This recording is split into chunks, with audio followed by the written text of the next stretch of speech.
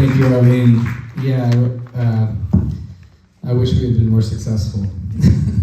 But I love the energy from this community. My name's Eli Northrup. I'm running for State Assembly in the 69th District, as Arlene mentioned, which is basically like 81st Street to 125th on the west side.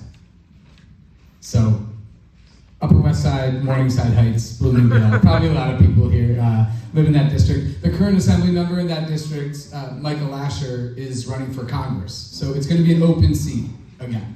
So there's an open race. I ran 2 years ago. I had never run for office before. I'm a public defender. I've spent my career representing people who can't afford an attorney in Bronx criminal court. And I decided to go for it because of many of the issues I care most about.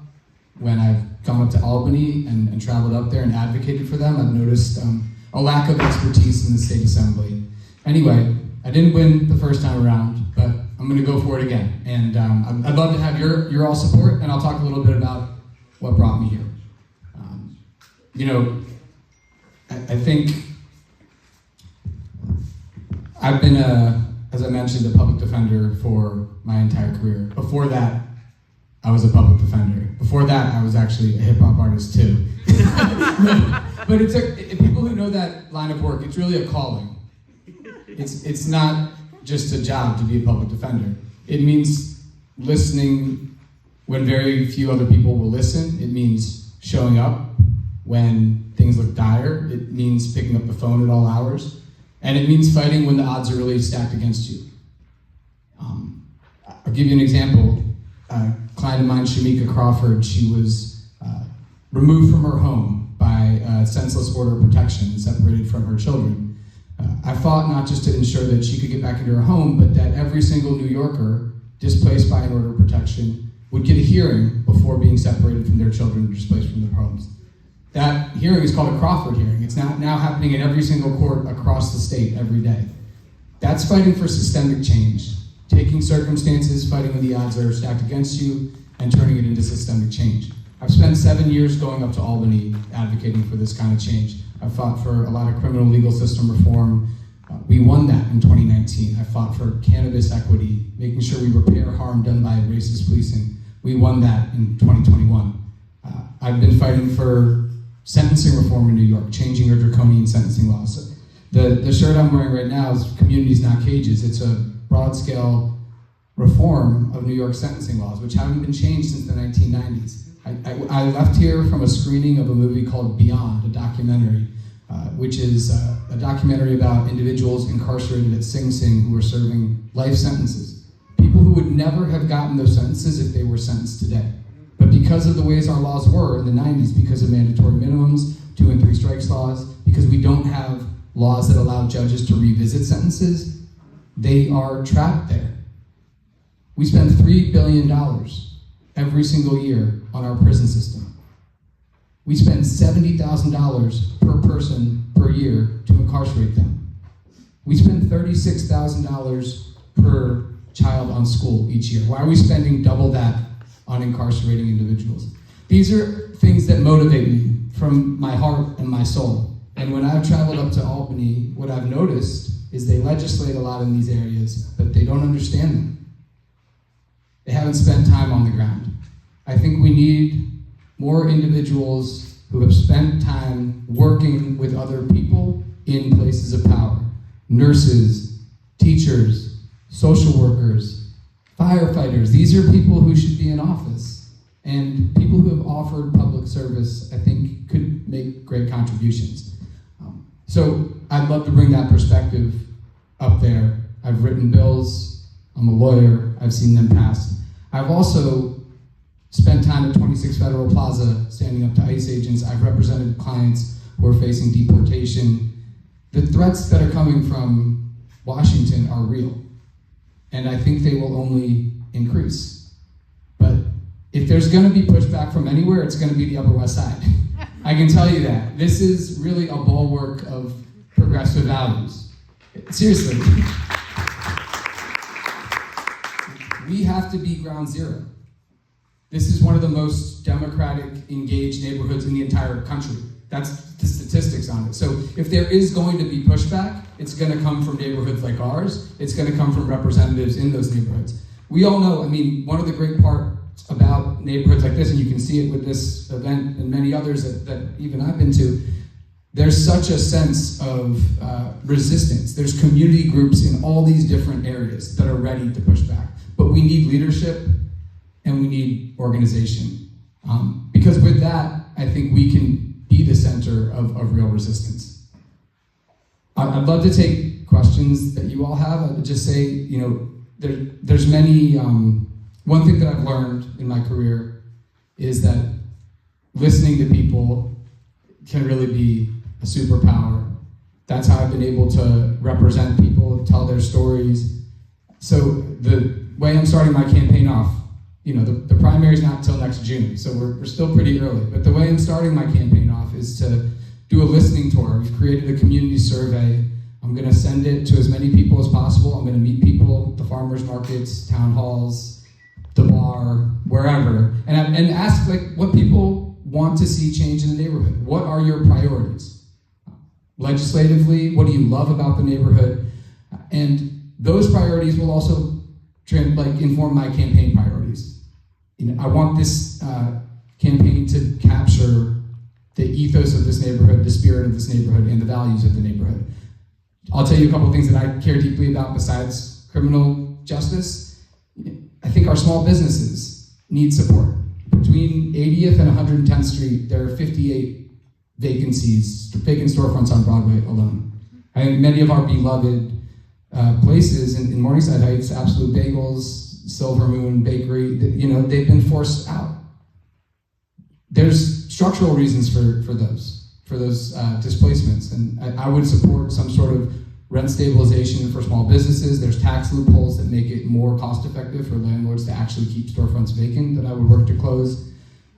Other quality of life issues, e-bikes, scaffolding. The New York Times actually today published a story. There's 6 new designs for scaffolding that maybe make them less of an eyesore, but still, there's incentives you could create in law to have scaffolding be brought down earlier.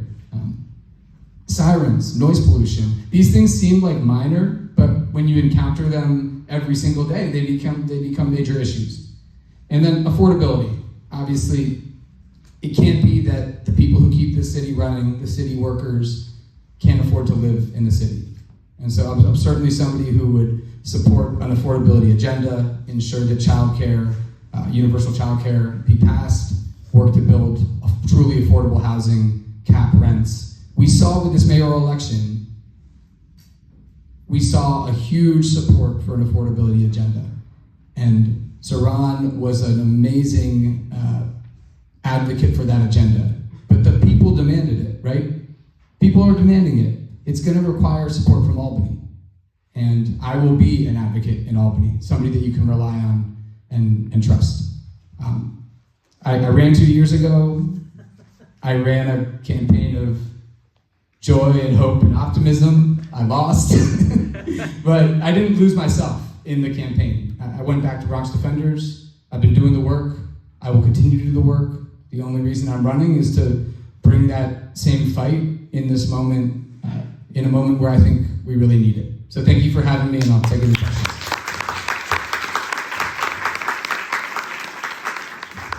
Yes. So, in my extended family, I am lucky or unlucky enough to have both corrections officers and people who've been incarcerated. And from this perspective, it seems like what's happening inside the prisons is so incredibly awful for the people who have committed no crime and yet are not allowed to leave the prison, corrections officers. And then, of course, people who are supposed to be being rehabilitated and subjected to this horrific, violent environment. So the state prison system is collapsing in real time. And I'm not sure that Democrats are necessarily as aware of what's happened to the guards, to the staff in the prison, and how can we address misclassification, the staffing issue. You have expertise on the defense side, and I hope you can speak about once they go to prison, what happens to them. Most people will get out.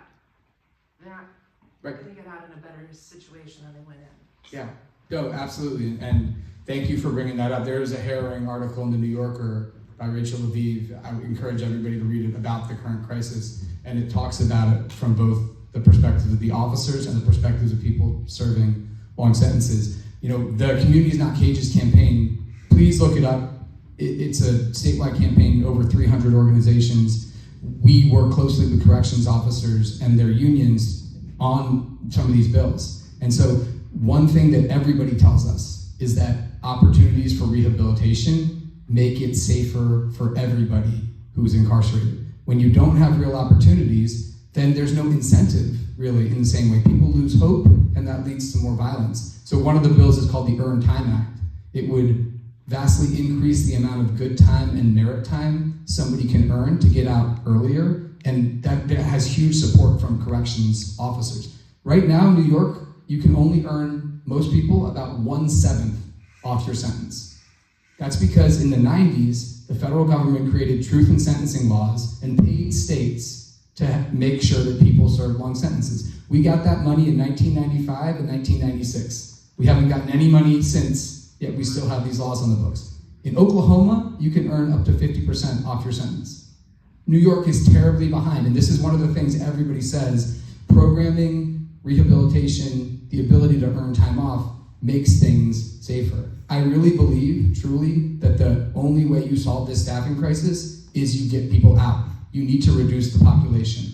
You really do. We have way too many people in there that don't need to be there. People serving really, really long sentences. You also need to prevent, you can't have a situation where corrections officers are serving 24-hour shift after 24-hour shift. I've heard from officers that served 36 straight hours.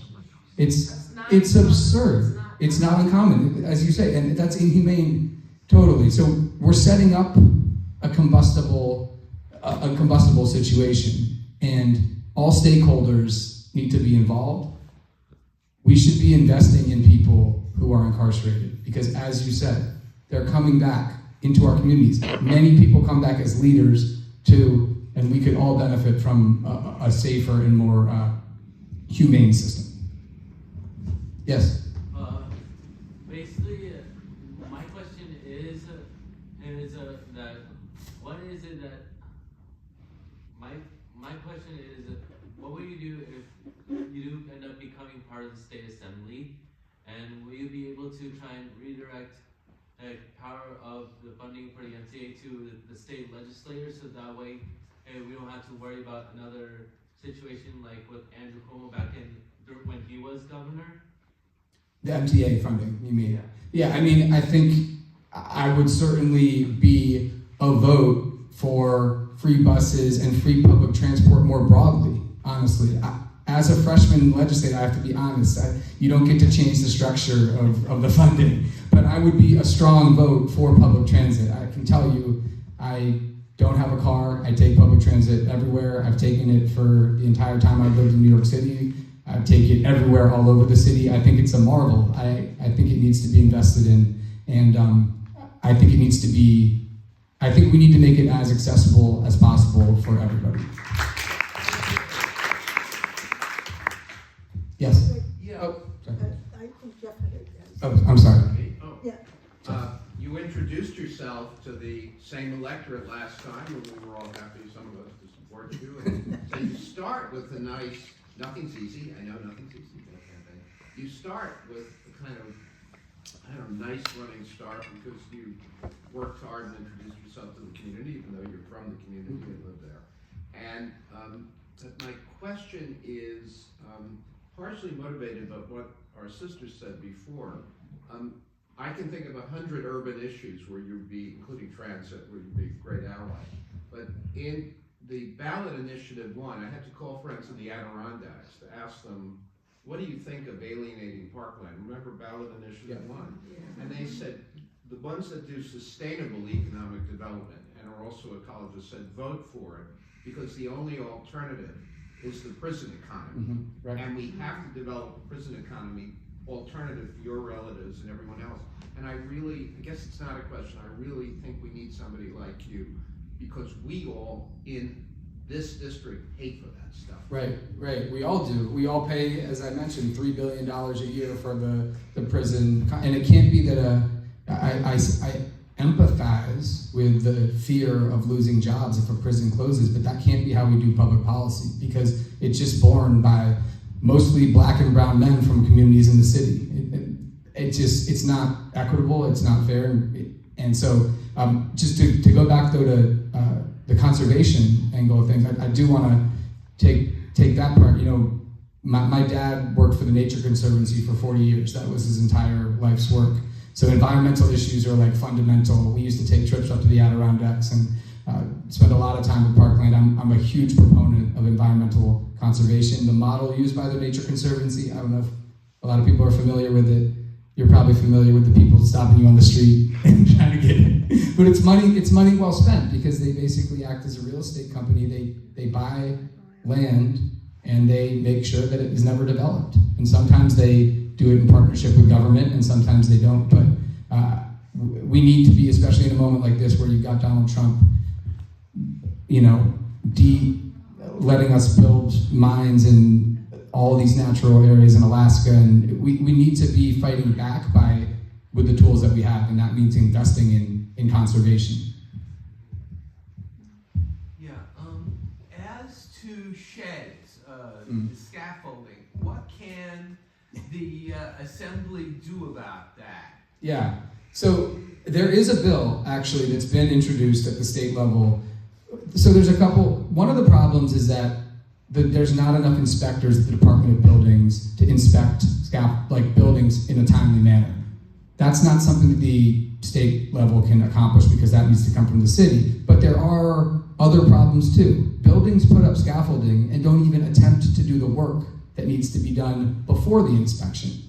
And they really have no incentive to take that scaffolding down, because it's actually cheaper for them to keep up the scaffolding than it is for them to do the work. They then pass the money that they're spending on the scaffolding onto the tenants of the buildings. And in communities that are the most disadvantaged, there's the least political power, the scaffolding stays up for the longest. So it's actually a social justice issue, I think, in my estimation as well. But if you had, the bill would incentivize buildings to get scaffolding down more quickly by giving them a break if they get it up and down, and fining them incrementally higher and higher amounts if they don't do the work.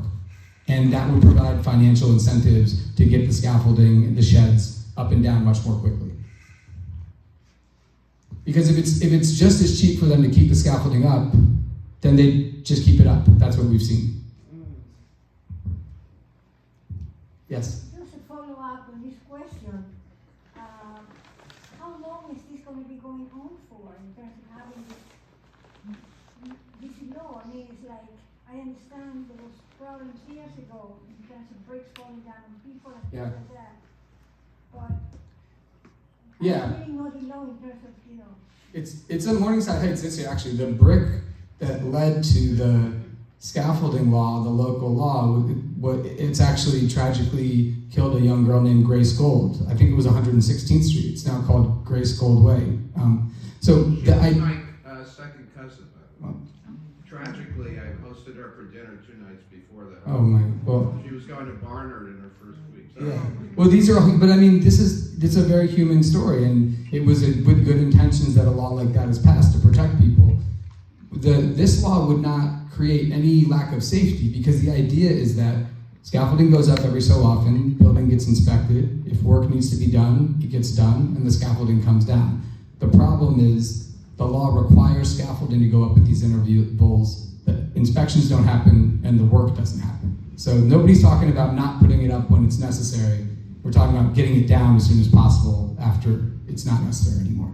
The law hasn't, the state law that I'm discussing hasn't passed yet. I will say there's more people talking about this issue now than I think have ever talked about it. If you ask any of my friends, I've been ranting about this for like 10 years. So I'm glad to see some progress on it finally. Yes? Is there a paucity of inspectors at the DOB? Because in my building, the work has it's been going on for more than 2 years, and it's been now about 6 months since the work was finished, and the scaffolding remains, and we've been waiting for an inspector. Right. Yes, there is. And that's something that I think the incoming mayor has said directly that he will address. There's also this proposal to use drones to inspect buildings, which, like, to me it sounds a little bit, I don't know, I'm like skeptical of drones, but if it's just a drone to do the inspection and it can save time and money, maybe it's a good idea. It's something to explore. But yes, there is. There's a huge backlog. Okay, I think, well, let's, if you have a short question. A short Yes, question. but it's fine to move on. Okay, so, thank you so much. Thank you, Arlene. If you guys go to Eli, E-L-I, the number 4, NY.com, you can find out more about me, sign up for my list and everything. The primary election is not till next June, but you'll see me at the, you'll see me out there. Groundwork that you did for the last campaign, and I mean, it's never Yeah. too late to start canvassing. No, I think I'm starting where I ended last time instead of where I started. So I just had a launch party on Saturday. I see some people in the room who were there. We had over 200 people there. My first launch party, it was like 50 of my friends. So that's the difference between having gone through it and the spirit and people that are paying attention. I welcome everybody. This takes everybody to win a campaign and to win the changes we want to see. It takes energy, it takes time, it takes money. So I welcome everybody to this campaign. Thank you.